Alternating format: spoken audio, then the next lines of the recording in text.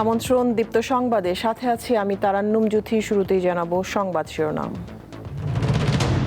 শিশু রামিসার ডিএনএ পরীক্ষার রিপোর্ট দিয়েছে পুলিশের অপরাধ তদন্ত বিভাগ। হত্যাকারীর সর্বোচ্চ শাস্তি 1 মাসের মধ্যে নিশ্চিত করা হবে জানালেন প্রধানমন্ত্রী।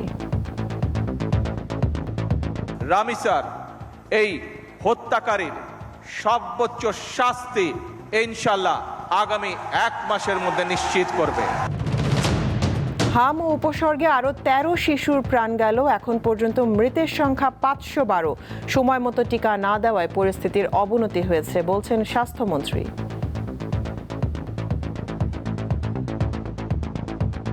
তারা ভ্যাকসিন দিতে, আমি আগে বলছি 100% গ্যারান্টি না, তবু যদি ভ্যাকসিনগুলি দেওয়া থাকতো এতগুলি মায়ের বুক খালি হতো না।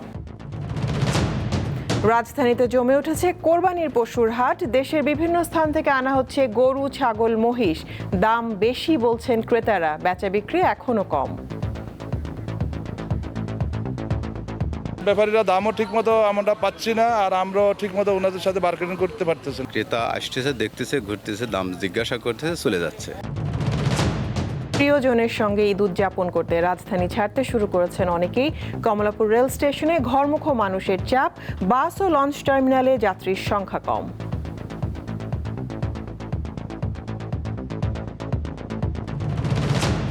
কর্মসংস্থান সৃষ্টির লক্ষ্যে 60,000 কোটি টাকার বিশেষ প্যাকেজ ঘোষণা করেছে বাংলাদেশ ব্যাংক।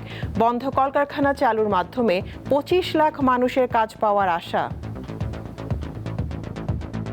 আশা করছি এর মাধ্যমে 25 লাখের বেশি কর্মসংস্থান হবে, যদি এটি সম্পূর্ণ আমরা সঠিক জায়গায় পূর্ণাঙ্গভাবে ক্রেডিটটা কাজ করে। এবং চীনের উত্তরাঞ্চলে কয়লা খনিতে বিস্ফোরণে অন্তত 90 শ্রমিক প্রাণ হারিয়েছে। এখনও আটকা পড়ে আছে অনেকেই। চলছে উদ্ধার অভিযান।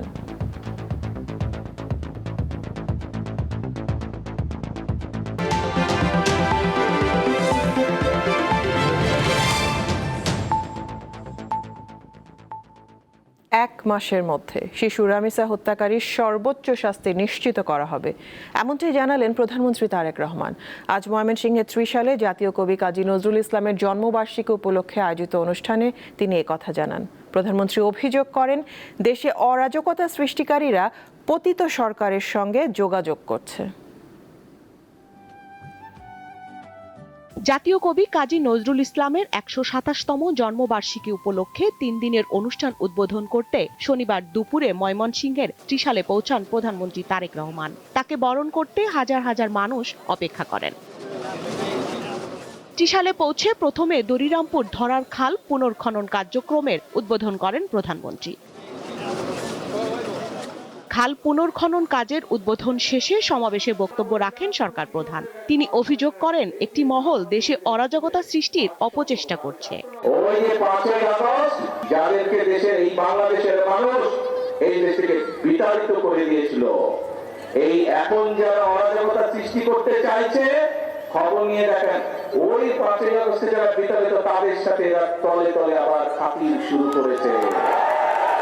আমাদেরকে সতর্ক থাকতে হবে যে যারা বিভ্রান্তি ছড়ানোর চেষ্টা করছে তাদের বিরুদ্ধে আসলে আমরা আজকে সজাগ থাকবো, তাদের বিরুদ্ধে আমরা সতর্ক থাকবো। পরে ত্রিশালে সরকারি নজরুল একাডেমির মাঠে বর্ণাঢ্য অনুষ্ঠানের উদ্বোধন করেন প্রধানমন্ত্রী। বক্তব্যে তিনি বলেন, বিদ্রোহী কবি কাজী নজরুল ইসলাম ছিলেন মানবতার ফেরিওয়ালা। 2006 সালের পর থেকে জাতীয় কবির অমর স্মৃতি বিজড়িত ত্রিশালে জাতীয় পর্যায়ে নজরুল জয়ন্তী উদযাপন হয়নি। প্রায় 2 দশক পর আজ পুনরায় রাষ্ট্রীয়ভাবে জাতীয় কবির জন্ম জয়ন্তী আয়োজন করতে পেরে সরকার গৌরব বোধ করছে। কবির প্রতি সর্বোচ্চ শ্রদ্ধা এবং সম্মান প্রদর্শনের মাধ্যমে প্রমাণিত হয়েছে, কাউকে সম্মান জানালে নিজের সম্মান নষ্ট হয় না, বরং বিনয় মানুষকে মহিমান্বিত করে। তিনি বলেন, শিশু রামিসা হত্যাকাণ্ডের উপযুক্ত বিচার নিশ্চিত করা হবে। শিশু নির্যাতন বা নারী নির্যাতন বর্তমান সরকার কোনোভাবেই মেনে নেবে না, এবং বর্তমান সরকার রামিসার এই হত্যাকারীর সর্বোচ্চ শাস্তি ইনশাআল্লাহ আগামী 1 মাসের মধ্যে নিশ্চিত করবে। এবং সেই সর্বোচ্চ শাস্তি হচ্ছে মৃত্যুদণ্ড। বর্তমান সরকার কখনোই নারী ও শিশু নির্যাতন প্রশ্রয় দেবে না বলেও জানান সরকারের প্রধান নির্বাহী। মানবিক রাষ্ট্র এবং সমাজ প্রতিষ্ঠা করতে হলে আমাদেরকে আইনের শাসন প্রতিষ্ঠা করতেই হবে। স্বস্তিকা সিংহ, দীপ্ত সংবাদ, ঢাকা।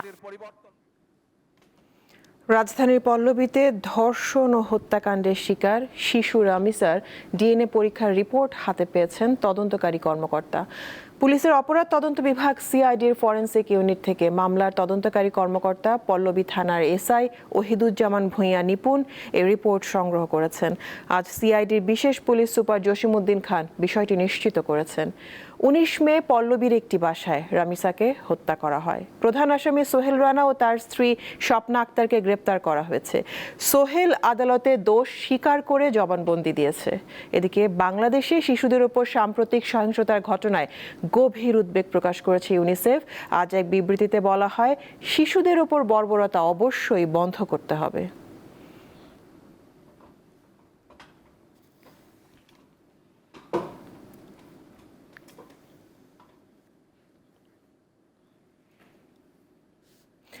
দেশে হাম ও হামের উপসর্গে আরও 13 শিশু মারা গেছে। এ নিয়ে গত 9 সপ্তাহে 512 শিশু প্রাণ হারিয়েছে।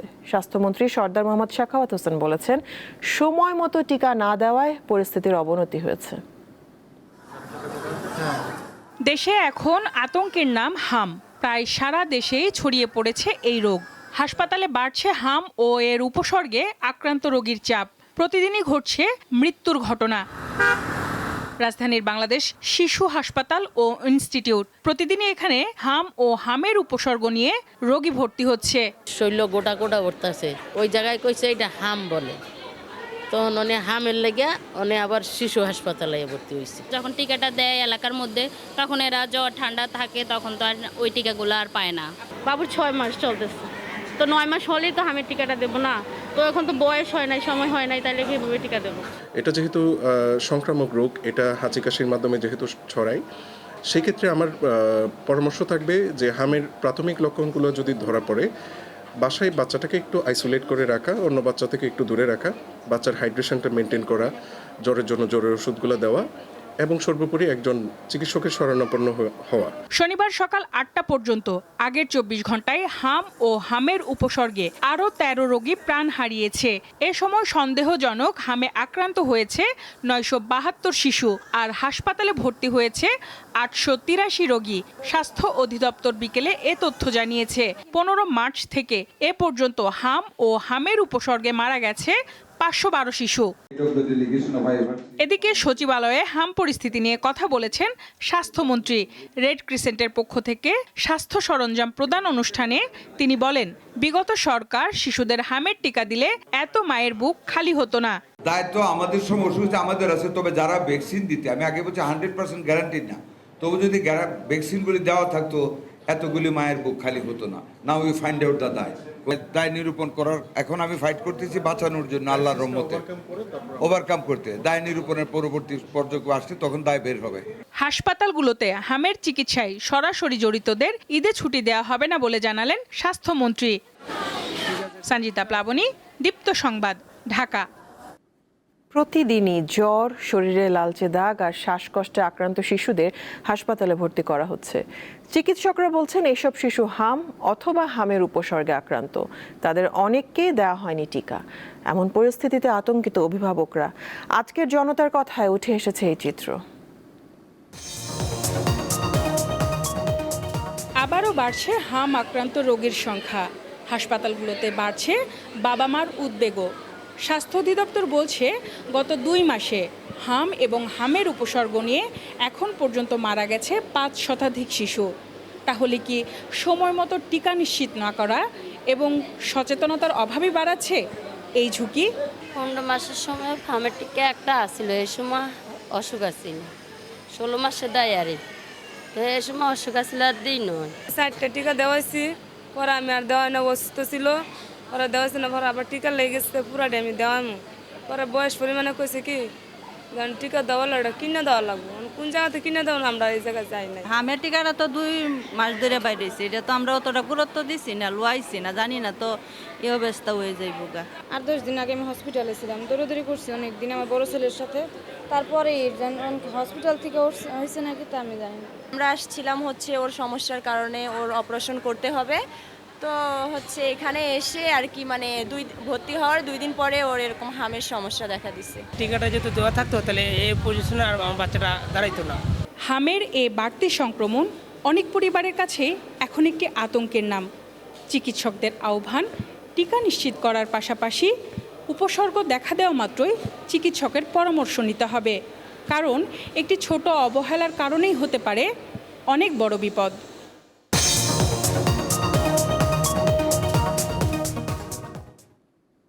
রাজধানীতে কোরবানির পশুর চড়া দাম হাঁকাচ্ছেন বিক্রেতারা। 1.5 মণ ওজনের একটি গরুর দাম চাওয়া হচ্ছে 1 লাখ টাকা। এতে ক্রেতারা হতাশা প্রকাশ করছেন। অবশ্য বেচাকেনা এখনো জমে ওঠেনি। ঈদুল আজহার আর মাত্র কয়েকদিন বাকি। এরই মধ্যে ঢাকার 2 সিটিতে নির্ধারিত অস্থায়ী হাটগুলোতে পশু আসতে শুরু করেছে। দেশের বিভিন্ন প্রান্ত থেকে পাইকার ও খামারিরা বুকভরা আশা নিয়ে আসছেন রাজধানীতে। আমরা ঝিনাইদহ থেকে আইছি, 8 ঘন্টা সময় লেগেছে। আমরা আশা করি গরুগুলো ভালো দামে বিক্রি করতে পারি। কুষ্টিয়া থেকে আসছি, এবার আমরা মনে করছি এবার লাভবান হব, এই জন্য এই হাটে আসলাম। আফতাবনগর হাটে অসংখ্য পশু, তবে এখন পর্যন্ত হাটে দর্শনার্থী বা ঘুরে দেখা মানুষের সংখ্যাই বেশি। তারা আসছেন, দেখছেন, বাজার বোঝার চেষ্টা করছেন। বাজেটের ভিতরে যে গরুগুলা দেখতেছি এগুলা মনে হইতেছে একটু বেশি চাইতেছে, কারণ কি এই গরুটার দাম 1,60,000 চাইছে সে। আমি বলছি এটা প্রথমত 100 বাদ দেন, 60 দেন। ফার্স্ট টাইম একটু বেশি লাগবেই, ব্যাপারীরও একটু বেশি বলতেছে। যেই গরু 60-70 সেটা 1,10,5 এরকম যাচ্ছে, কারণ ওনারা পাইকাররা গরু এখন ছাড়বে না, সময় আছে যেহেতু। আমরাও প্রাথমিকভাবে দেখতে আসছি, দেখি। আমার মনে হয় যে আরো কয়েকদিন পরে যখন পর্যাপ্ত গরু আসবে, কাস্টমার আসবে, সময় কমে যাবে, তখন হয়তো আমার মনে হয় স্বাভাবিকভাবেই দামটা চলে আসবে নিজ পর্যায়ে। বিক্রেতারা বলছেন খাদ্যের দাম বেড়ে যাওয়ায় এবার পশু লালন পালনের খরচ বেশি হয়েছে। এছাড়া পরিবহনের জন্যও বাড়তি অর্থ গুনতে হচ্ছে, তাই কাঙ্ক্ষিত দাম না পেলে পড়তে হবে লোকসানের মুখে। তারা আসছে, যাচ্ছে, দেখছে, খালি ছবি তুলছে, এখনো দাম দর কিছু হয় নাই। 1-2 জন দাম বলছে কি না বলছে তাও দৌড়ের মাথায়। ক্রেতা আসতেছে, দেখতেছে, ঘুরতেছে, দাম জিজ্ঞাসা করতেছে, চলে যাচ্ছে। আজ 5 দিন আসছি, 5 দিনে একটাও বিক্রি হয়নি এখনো। রাজধানীর পশুর হাটগুলোতে এখন মূলত চলছে ক্রেতা বিক্রেতাদের মধ্যে দামাদামি লড়াই। বিক্রেতারা ধরে রাখছেন তাদের কাঙ্ক্ষিত দাম, আর ক্রেতারা অপেক্ষা করছেন শেষ মুহূর্তের বাজার পতনের। তবে সংশ্লিষ্টরা মনে করছেন আগামী 2-1 দিনের মধ্যেই পুরো দমে জমে উঠবে কোটি কোটি টাকার এই কোরবানির পশুর বাজার। হেদায়েতুল্লাহ সীমান্ত, দীপ্ত সংবাদ, ঢাকা। রাজধানীর গাবতলী হাট কাঁপাচ্ছে লাল বাহাদুর। টকটকে লাল রঙের পশুটির মালিক দাম চাইছেন 50 লাখ টাকা। তবে এখন পর্যন্ত কোনো ক্রেতা এগিয়ে আসেনি। গাবতলী পশুর হাটের 1 নম্বর গেট দিয়ে ভিতরে ঢুকে একটু এগুলেই চোখে পড়বে এই ষাঁড়টি, যা সহজে অনেকের নজর কাটছে। চুয়াডাঙ্গা থেকে আনা গরুটির মালিক ভালোবেসে নাম রেখেছেন লাল বাহাদুর। বিশাল আকৃতির এই প্রাণীটি দেখতে ভিড় জমাচ্ছেন উৎসুক জনতা। সকালে 10টার সময় আমি রওনা দিয়েছি এটা দেখার জন্য, তাই সেটা দেখলাম, শুধু এটার জন্য এই হাটে আসা। শুধু আকার ও ওজনেই নয়, দামেও এটি সাড়া ফেলেছে। বিক্রেতা চাইছেন 50 লাখ টাকা, কিন্তু এখনো কাঙ্ক্ষিত ক্রেতার দেখা পাননি তিনি। দাম বাড়া কমার এখানে বিষয় না, কেউ বলছে এটা বিক্রি হবে যখন তখন বোঝা যাবে বেশি দামে বিক্রি না কম দামে। এইটা আমার কাছে সবচেয়ে সুন্দর, আমি বেশি দামে কিনেছি এবং আমার কাছে মনে হচ্ছে সবচেয়ে সেরা গরু। শুধু লাল বাহাদুরই নয়, গাবতলী সহ রাজধানীর অন্যান্য হাটেও বাহারি নাম আর বড় আকৃতির অনেক পশুর সমাগম ঘটেছে। হাটে পশুর কমতি না থাকলেও দাম চড়া। জেনুইন প্রাইসটা হয়তো ঈদের 2 থেকে 3 দিন আগে আমরা জানতে পারবো। দামটা যেটা দেখলাম, কয়েকটা গরু দেখলাম, দামটা এক্সেসিভ। কাস্টমার তুলনা একবারে কম, সীমিত, মেবি 2%, 3%, বাট স্টিল ব্যাপারীরা দামও ঠিকমতো আমরা পাচ্ছি না, আর আমরাও ঠিকমতো ওনাদের সাথে বার্গেনিং করতে পারতেছি না। বিক্রেতারা বলছেন পশু খাদ্যের অস্বাভাবিক মূল্য বৃদ্ধি এবং লালন পালনের খরচ বেড়ে যাওয়ায় এর প্রভাব পড়েছে গরুর দামে। ফিডিং কস্ট বেশি থাকে, তখন গরু আমাদেরকে কিনতে হয় বেশি দামে। তবে এটা একটা গরু ধরেন পার ডে 400-500 টাকা কস্টিং থাকে, তো ওভারঅল এটার উপরে আমাদের একটা দাম আমরা সেট করি। শনিবার সকালে গাবতলীর হাট পরিদর্শন করেন মৎস্য ও প্রাণী সম্পদ প্রতিমন্ত্রী। জানান এবছর চাহিদার চেয়ে পশুর যোগান বেশি রয়েছে। 1,23,00,000 গবাদি পশু আমাদের রয়েছে কুরবানির জন্য। আমাদের চাহিদা রয়েছে প্রায় 1,01,00,000, তাহলে প্রায় 22 লাখ গবাদি পশু কুরবানির পশু আমাদের সারপ্লাস থাকবে। বিক্রেতারা বলছেন রবিবার থেকে রাজধানীর হাটগুলোতে পশু বিক্রি পুরোদমে শুরু হবে। আলোয়ান খান, দীপ্ত সংবাদ, ঢাকা। এবার বাড়ি ফেরা প্রসঙ্গ। প্রিয়জনের সঙ্গে ঈদুল আজহার আনন্দ ভাগাভাগি করতে রাজধানী ছাড়তে শুরু করেছেন অনেকেই। আজ সকাল থেকে কমলাপুর রেল স্টেশনে ঘরমুখ যাত্রীর চাপ ছিল, তবে বাস টার্মিনালে যাত্রীর সংখ্যা কম। 28 মে উদযাপিত হবে পবিত্র ঈদুল আজহা। প্রিয়জনের সাথে উৎসবের আনন্দ ভাগ করে নিতে জন্মভিটায় ফিরছেন রাজধানীর মানুষ। শনিবার সকাল থেকে কমলাপুর রেল স্টেশনে যাত্রীদের আনাগোনা বাড়তে থাকে। ঈদের আগ মুহূর্তের ভিড়ভাট্টায় এড়াতে অনেকে কয়েকদিন আগেই কর্মস্থল ছাড়ছেন। সিস্টেমের মধ্যে যাইতে হয় তো এটা মুশকিল, আর তাছাড়া কিছু না। ওটিভি থাকে তো, ওটিভিগুলো না থাকলে ভালো হইতো আর কি। আমি যাবো হলো এই জামালপুর। না, কোনো ঝামেলা হচ্ছে না। এখানে 1 ঘন্টা প্রায় দাঁড়ায় আছি আমরা। সকালে একটি কমিউটার ট্রেনের ইঞ্জিন বিকল হওয়ায় পরের ট্রেনগুলো 30 থেকে 40 মিনিট দেরিতে ছেড়ে যায়। স্টেশন পরিদর্শনে এলে রেল সচিব জানান, মানুষ এবার স্বস্তিদায়ক ঈদ যাত্রা উপহার পাবেন। সমন্বয়ের বিষয়টি এদিকে আমরা বিশেষভাবে লক্ষ্য রাখছি। আমরা আশা করছি যে এবার অন্যান্য বারের মতোই, মানে গত বছর এবং গতবার ঈদের মধ্যে আমরা স্বস্তিদায়ক ঈদ আপনাদের খুব ভালো। তবে বাস টার্মিনালগুলো এখনো অনেকটাই ফাঁকা, যাত্রীর চাপ একেবারেই কম। টিকিট ও ভাড়া নিয়ে যাত্রীদের অভিযোগ নেই। এখনো প্যাসেঞ্জার ওরকম আসে নাই, অ্যাভেলেবেল না। হয়তো কালকে বা আগামী পরশু থেকে অ্যাভেলেবেল প্যাসেঞ্জার হবে। যদি আপনি বুঝে যাইতে পারেন তাহলে সমস্যা হচ্ছে না, কিন্তু ওই দিক থেকে অনেক জায়গায় আপনার 700, 800, 900 টাকা চাচ্ছে। ইভেন আর হানিফ পরিবহনে বা অন্য কোনো দেখি নেই মাঝখান থেকে কোনো যাত্রী উঠাই কিনা, তা আমি দেখিনি। টিকিট পেতে সমস্যা হয় নাই, বাড়তি ভাড়া দেওয়া লাগছে। রবিবার থেকে যাত্রীর চাপ বাড়বে বলে আশা করেন বাস ও টার্মিনাল সংশ্লিষ্টরা। যান্ত্রিক শহরের শত ব্যস্ততা আর ক্লান্তি এক নিমিষে মিলিয়ে যায় প্রিয়জনের চেনা মুখের ওই হাসিতে। তাই তো শত ভোগান্তি আর পথের ক্লান্তি উপেক্ষা করে নগরবাসী ছুটে চলেছেন প্রিয়জনের সান্নিধ্যে। এবার ঈদযাত্রা হোক নিরাপদ, ঘরে ঘরে বয়ে আসুক আনন্দের বার্তা। লাবণী গুহ, দীপ্ত সংবাদ, ঢাকা। এদিকে রাজধানীর সদরঘাটে দক্ষিণাঞ্চলের যাত্রীর চাপ তেমন নেই, তবে প্রস্তুত লঞ্চ ও টার্মিনাল কর্তৃপক্ষ। সতর্ক অবস্থানে আছে আইনশৃঙ্খলা রক্ষাকারী বাহিনীর সদস্যরা। প্রতিবছর ঈদ উপলক্ষে রাজধানীর সদরঘাটে দক্ষিণাঞ্চলের মানুষের ব্যাপক চাপ থাকে, কিন্তু এবছর এখনো তেমনটি দেখা যাচ্ছে না। শনিবার যাত্রীর ভিড় ছিল না বললেই চলে, ফলে অনেকটা নির্বিঘ্নেই বাড়ি যাওয়া যাচ্ছে। একদিন দুদিন আগে যাচ্ছি, বাড়িতে কাজ কাম থাকে মানুষের, তারপর গরু টরু কিনবে। আসলে ভাড়া যেমনই হোক, আপনজনের সাথে ঈদ করাটাই হচ্ছে মুখ্য বিষয়। আসছি কালকে, আমি বরিশালে সুন্দরবনে আসছি 300 টাকা করে ভাড়া, আজকে বলতে আছে 500 টাকা। বাড়িতে যাচ্ছি কোরবানির জন্য, আমাদের ফ্যামিলির সাথে যাচ্ছি। তেলের যেহেতু দাম বৃদ্ধি, অবশ্যই তো একটু ভাড়া বেশি হবে। মুসলমানদের অন্যতম এই ধর্মীয় উৎসব উপলক্ষে টার্মিনালের নিরাপত্তা ব্যবস্থা জোরদার করা হয়েছে। বিভিন্ন স্থানে পুলিশ সদস্যদের অবস্থান, যাত্রীদের চলাচল পর্যবেক্ষণ এবং ঘাট এলাকায় নজরদারি বাড়ানো হয়েছে। এই মুহূর্তে যাত্রী চাপ কোরবানির যা ভাবছিলাম আমরা, এই মুহূর্তে যাত্রী চাপ খুবই কম। আমরা ভাড়া বাড়াইনি, আগে যে ভাড়া ওই বাড়াই নিচ্ছি। যাত্রীর চাপ হবে 26 তারিখের পরে, গার্মেন্টস ছুটি না পর্যন্ত কোনো যাত্রী হবে না। লঞ্চ কর্তৃপক্ষের আশা রবিবার থেকে যাত্রীর সংখ্যা বাড়বে, এ লক্ষ্যে তাদের প্রস্তুতি রয়েছে। নূর আলম, দীপ্ত সংবাদ, ঢাকা। নতুন কর্মসংস্থান সৃষ্টির লক্ষ্যে আজ 60,000 কোটি টাকার বিশেষ প্যাকেজ ঘোষণা করেছে বাংলাদেশ ব্যাংক। এই অর্থের 1/3 দেবে কেন্দ্রীয় ব্যাংক, বাকিটা আসবে সরকার থেকে। এর মাধ্যমে বন্ধ কলকারখানা চালুর মাধ্যমে 25 লাখ লোকের কর্মসংস্থান তৈরি হবে বলে আশা করছেন বাংলাদেশ ব্যাংকের গভর্নর। সারা দেশে 1 কোটি নতুন কর্মসংস্থান সৃষ্টির নির্বাচনী প্রতিশ্রুতি বাস্তবায়নের অংশ হিসেবে বন্ধ থাকা কারখানাগুলো চালুর উদ্যোগ নিয়েছে সরকার। এ লক্ষ্যে শনিবার 60,000 কোটি টাকার বিশেষ প্যাকেজ ঘোষণা করেছে বাংলাদেশ ব্যাংক।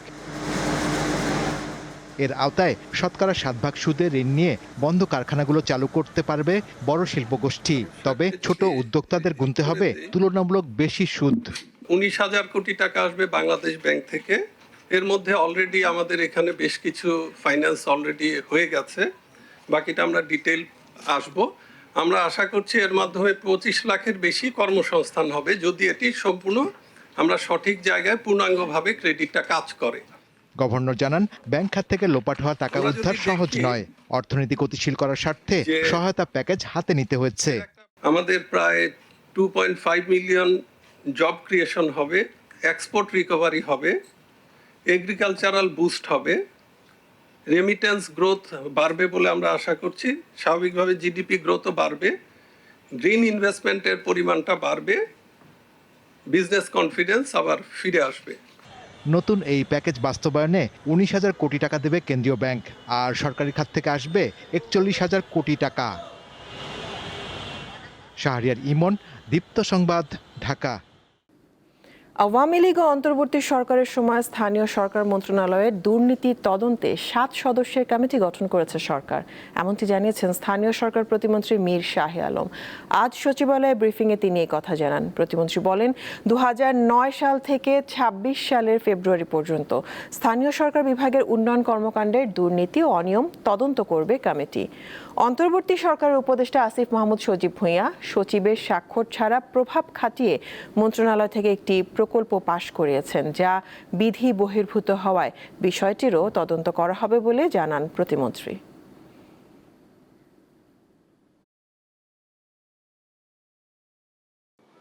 দেশের আর্থিক এই অবস্থার মধ্যে এই যে হাজার হাজার কোটি টাকা এই মন্ত্রণালয় থেকে যে লোপাট হয়ে গেল বিগত 15-17 বছরে, এই বিষয়গুলি অনুসন্ধান করবার জন্যই আমরা একটা কমিটি করেছি।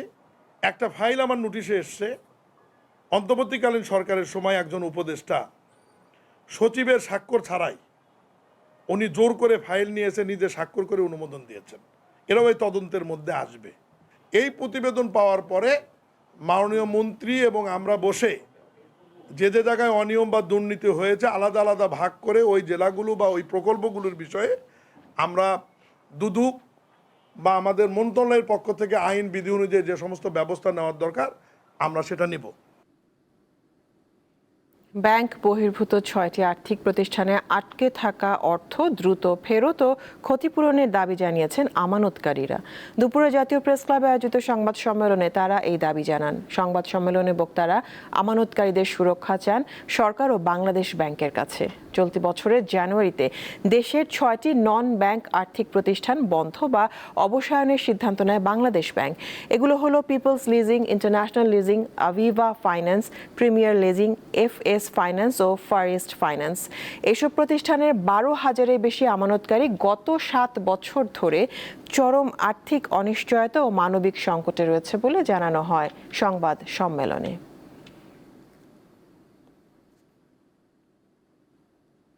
জলবায়ু পরিবর্তনের ফলে সবচেয়ে বেশি ক্ষতিগ্রস্ত হন উপকূলের মানুষ।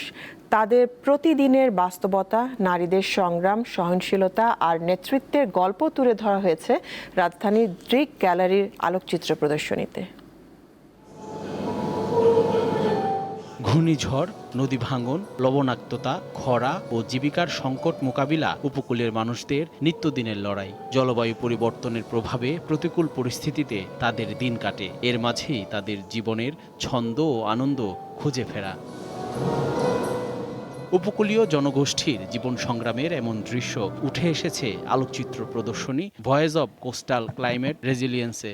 রাজধানীর আন্থপথে ড্রিক গ্যালারিতে 3 দিনের এই প্রদর্শনীতে স্থান পেয়েছে দেশের বিভিন্ন উপকূলীয় অঞ্চলের নারীদের জীবন সংগ্রামের নানা চিত্র।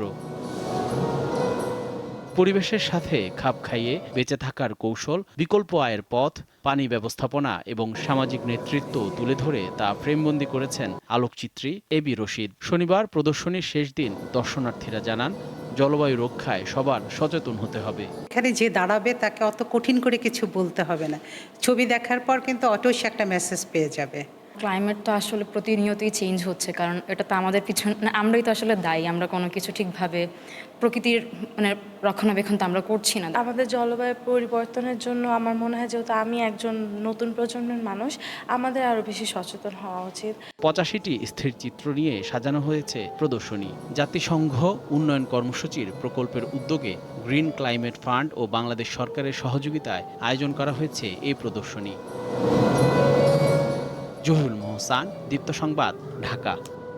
চীনের উত্তরাঞ্চলে একটি কয়লা খনিতে বিস্ফোরণে অন্তত 90 শ্রমিক প্রাণ হারিয়েছে। এখনো আটকা পড়ে আছে অনেকে, তাদের উদ্ধারের চেষ্টা চলছে। সিনহুয়ার খবরে বলা হয়, খনিতে কার্বন মনোঅক্সাইডের পরিমাণ অস্বাভাবিকভাবে বেড়ে যাওয়ায় এই বিস্ফোরণ ঘটতে পারে। শুক্রবার স্থানীয় সময় সন্ধ্যায় দেশটির শানজি প্রদেশের লিউ শেনিউ কয়লা খনিতে এই বিস্ফোরণের ঘটনা ঘটে। সে সময় খনিতে 247 জন শ্রমিক কাজ করছিল। তাদের অনেককেই উদ্ধার করা হয়েছে। শানজি প্রদেশে চীনের সবচেয়ে বড় কয়লার মজুদ রয়েছে।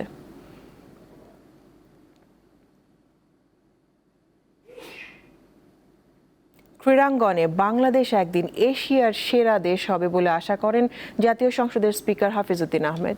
দুপুরে যশোরের শামসুল হুদা একাডেমিতে এএফসি গ্রাসরুট ফুটবল ডে ও ওয়ার্ল্ড ফুটবল ডে উদ্বোধন শেষে সাংবাদিকদের সাথে মতবিনিময়কালে তিনি এই আশা কথা জানান।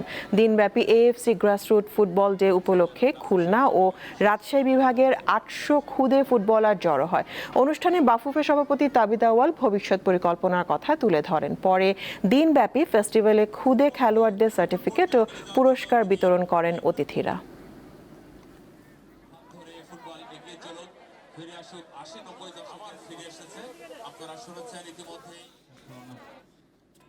শেষ করব দীপ্ত সংবাদ, শিরোনামগুলো জানাবো আরো একবার। শিশু রামিসার ডিএনএ পরীক্ষার রিপোর্ট দিয়েছে পুলিশের অপরাধ তদন্ত বিভাগ। হত্যাকারীর সর্বোচ্চ শাস্তি 1 মাসের মধ্যে নিশ্চিত করা হবে, জানালেন প্রধানমন্ত্রী। রামিসার এই হত্যাকারীর সর্বোচ্চ শাস্তি ইনশাআল্লাহ আগামী 1 মাসের মধ্যে নিশ্চিত করবে। হাম ও উপসর্গে আরো 13 শিশুর প্রাণ গেল। এখন পর্যন্ত মৃতের সংখ্যা 512। সময় মতো টিকা না দেওয়ায় পরিস্থিতির অবনতি হয়েছে, বলছেন স্বাস্থ্যমন্ত্রী।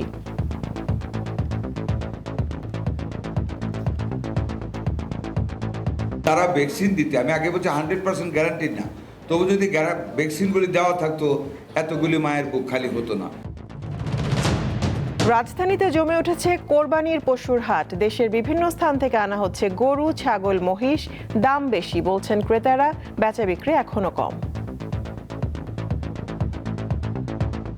ব্যাপারীরা দামও ঠিকমতো আমরা পাচ্ছি না, আর আমরাও ঠিকমতো ওনাদের সাথে বার্গেনিং করতে পারতেছি না। ক্রেতা আসতেছে, দেখতেছে, ঘুরতেছে, দাম জিজ্ঞাসা করতেছে, চলে যাচ্ছে।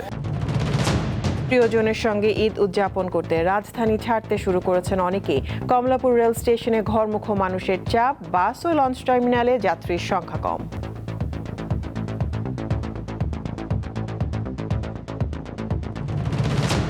কর্মসংস্থান সৃষ্টির লক্ষ্যে 60,000 কোটি টাকার বিশেষ প্যাকেজ ঘোষণা করেছে বাংলাদেশ ব্যাংক। বন্ধ কলকারখানা চালুর মাধ্যমে 25 লাখ মানুষের কাজ পাওয়ার আশা। আশা করছি এর মাধ্যমে 25 লাখের বেশি কর্মসংস্থান হবে, যদি এটি সম্পূর্ণ আমরা সঠিক জায়গায় পূর্ণাঙ্গভাবে ক্রেডিটটা কাজ করে।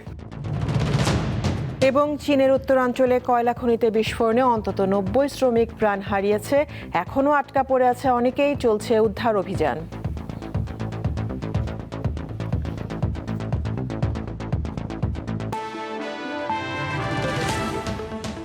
এ ছিল এখনকার মতন। আমি তারান্নুম জুথি বিদায় নিচ্ছি। দর্শক, আরও তথ্য বিনোদনের সংবাদ জানতে যুক্ত থাকুন দীপ্ত টিভির ডিজিটাল প্ল্যাটফর্মগুলোতে। এতক্ষণ সাথে থাকার জন্য ধন্যবাদ সবাইকে।